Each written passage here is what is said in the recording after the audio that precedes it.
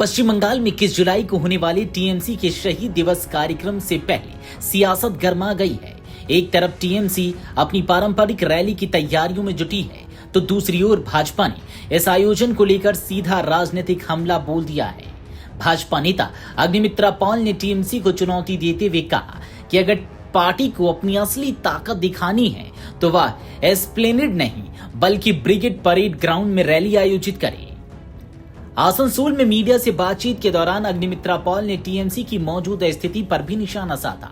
उन्होंने कहा कि अब टीएमसी पहले जैसी पार्टी नहीं रही, बल्कि नई गुटों में बंटकर टुकड़े टुकड़े गैंग बन चुकी है। उन्होंने कहा कि चाहे टीएमसी का कोई भी गुट 21 जुलाई का कार्यक्रम करे, भाजपा को उससे कोई आपत्ति नहीं है, लेकिन राज्य की जनता को यह जरूर जानना चाहिए कि 21 जुलाई 1993 को आखिर क्या हुआ था। 21 जुलाई को लेकर तृणमूल की दोनों ग्रुप कैरियर अलग अलग 21 जुलाई दिवस पालन करेंगे। इसको ठीक है। कौन सा तृणमूल? तृणमूल तो है ही नहीं। आप कौन सा तृणमूल का बात कर रहे हैं?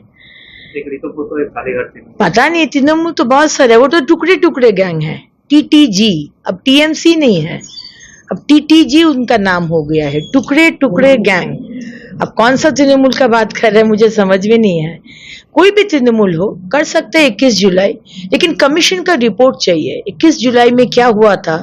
ममता बनर्जी बोले थे कमीशन बैठाएंगे और रिपोर्ट देंगे। अभी तक बंगाल के लोगों को कमीशन का रिपोर्ट आया नहीं है, तो रिपोर्ट हम लोग को देखना है।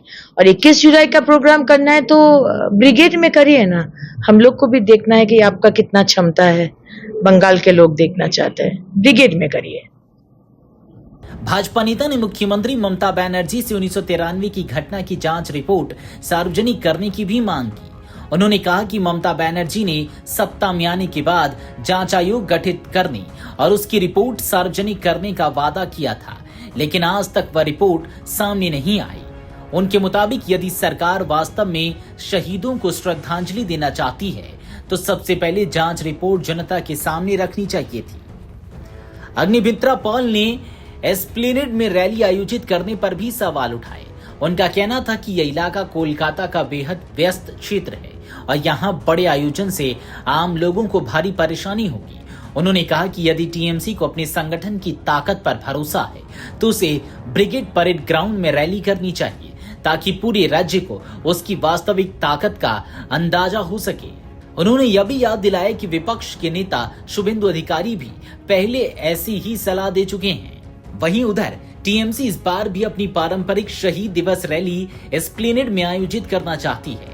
हालांकि कोलकाता पुलिस ने यातायात व्यवस्था का हवाला देते हुए अनुमति देने से इनकार कर दिया।